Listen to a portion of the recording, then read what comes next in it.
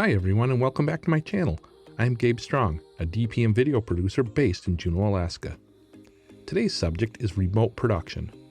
Often when you are on a normal shoot, you may have some sort of director's monitor or client monitor so the producer or director or client can see your shots as you are shooting.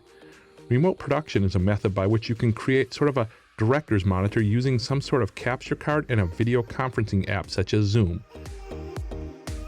I'm actually going to have to use like an excavator type stuff. Like we have to use big machinery to dig this before we dive. And hopefully tomorrow morning I'm going back to my road construction crew. I talked about capture cards in previous YouTube videos on my channel, which I will link here. But basically, using a capture card or similar device such as an A10 Mini, you can bring a professional camera and professional audio into your laptop. Then you can use a video conferencing app to connect with a remote producer, and they can literally view your shot and give direction from thousands of miles away. To help me explain all of this better, I am now going to go remote and talk with David Morefield about remote production and how it might help you get jobs from producers who live thousands of miles away from you. Thanks for being on, David. I wanted to talk to you today about doing remote production, and I know recently you kind of got your first experience doing this with an external link of your FX6 into a laptop. You were doing a live feed to your friend Adrian's YouTube channel. So tell me, what was that experience like? Was it harder than you thought it was going to be? Easier than you thought it was going to be? Kind of exactly what you thought it was going to be? Tell me about that. Yeah, man, thanks for having me on. I appreciate it. The first experience with this remote production was, yes, I did the, I guess it was a live stream on YouTube with a buddy of mine, Adrian, and it was advised, he told me, just get the Elgato Cam Link. It'll send your signal from your FX6, which is what I'm using right now, into your computer so that you can see this feed as your Zoom. And I was very surprised that it actually was that simple because, you know, as we know, it's usually not. There's hiccups along the way, but in this pipeline, it's very simple. It goes from the HDMI of my camera, and I also have an SDI on mine. So the SDI is for my monitor. I get to see the settings right now. And then the HDMI goes, this is the actual product, the CamLink 4K. So it goes out of the HDMI, just a long cable, any cable, doesn't have to be high spec, and then it goes into this, and then that goes into a normal USB 3 into this laptop. And then when you're in Zoom, you get to just choose the video, and it'll say webcam or cam link, and you just hit cam link, and then boom, your professional camera pops up. And the benefit with that is you get to use professional audio. So right now I am using my Rode lavalier, and I don't have to use the microphone on my laptop. So this is a lot better. You can probably hear that.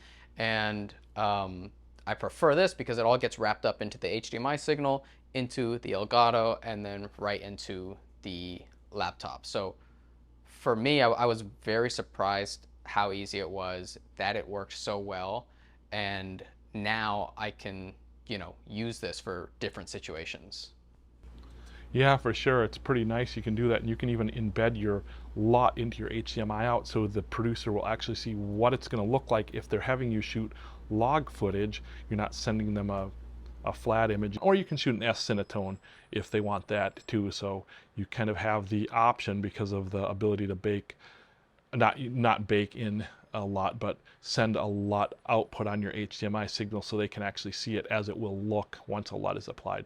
So there's this recent trend of remote production that kind of started with COVID, and that's when a remote producer, a remote production company, an ad agency will want to hire you, and they'll want to see your interview setup, your lighting, hear your audio, be able to ask the questions, but they're remote and they have you do all that in your location. And I've been doing a lot of that recently because I'm in Alaska, which is pretty remote. So if someone wants to do some kind of documentary here or any other kind of work that they're working on, they can send someone here, which can be kind of expensive, flying someone in and staying at a hotel, or they can hire me and they still have the flexibility to make sure that they like the interview setup that I set up, look at the lighting, look at the camera angles, and they can even ask the questions remotely and interact with the interview subject.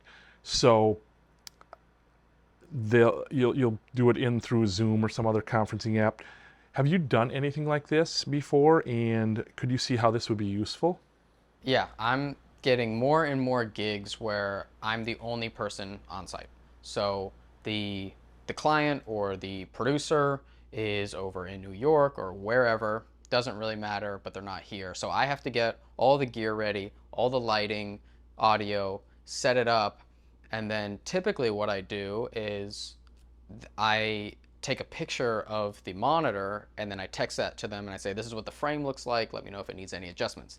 So usually they do have changes, and then I have to adjust, take another picture, but the picture, really never represents what the actual image is, because the iPhone will blow out the windows on taking a picture of the monitor, or it'll crush the shadows, and I have to reassure them, no, the data is there. It's just the iPhone picture that doesn't look good. And it's just this back and forth, texting, them checking, and I'm just burning time. So being able to send the feed directly into the Zoom that they're already on, because that's how they're going to conduct the interview with the interviewee, saves so much time, and they get to just see in real time what does it look like, and yes, I approve or I don't approve, very fast adjustments. So that is happening more and more, and I feel much better that I can offer this type of situation rather than before, the texting the pictures, because one, I didn't know it was this easy, and two, it makes you look kind of like amateur. So this is a very simple way to kind of level up in that type of job, which I'm getting more and more and more. So yeah, I was just really happy to see how easy it was to implement, and because I get so many of these jobs, I can I can send either just because sometimes they are doing the interview with the interviewee, and then the interviewee has to um, when they speak, the laptop is picking up the sound. And so for the producer on the other side, they really can't hear that well. So being able to package all of the audio and the video directly into what the producer sees is a big benefit for them, which makes working with you a plus.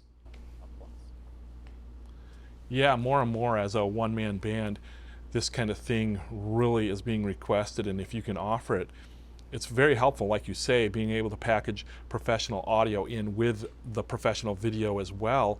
On the other end, that producer is getting, the lighting, the look, the actual look with the big sensor, the dynamic range of the FX6, and up to 4 professional audio channels, and they're being able to really evaluate what you're sending them a lot better than they can with an iPhone picture.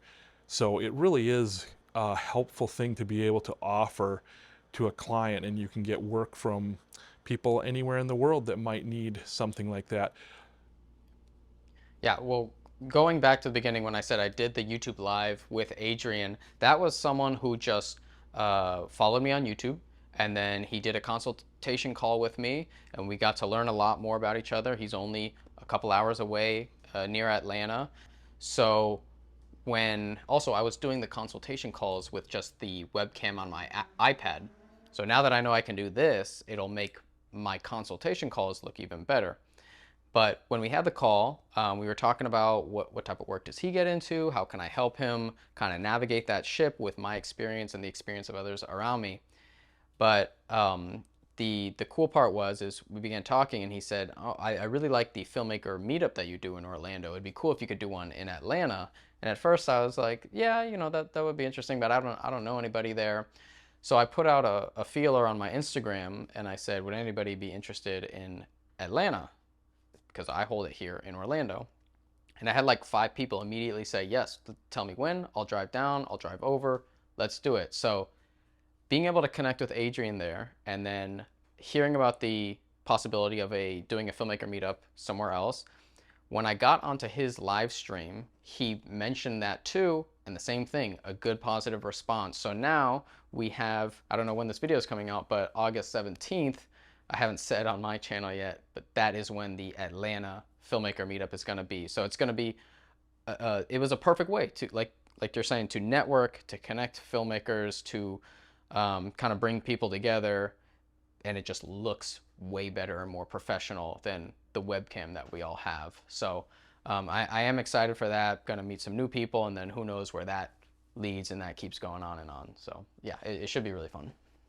Thanks for being on. I wanted to give you a chance to let people know about your channel. Is there anything else you'd like to let people kind of throw out there to the internet universe and let people watching this know about you, about YouTube networking in general?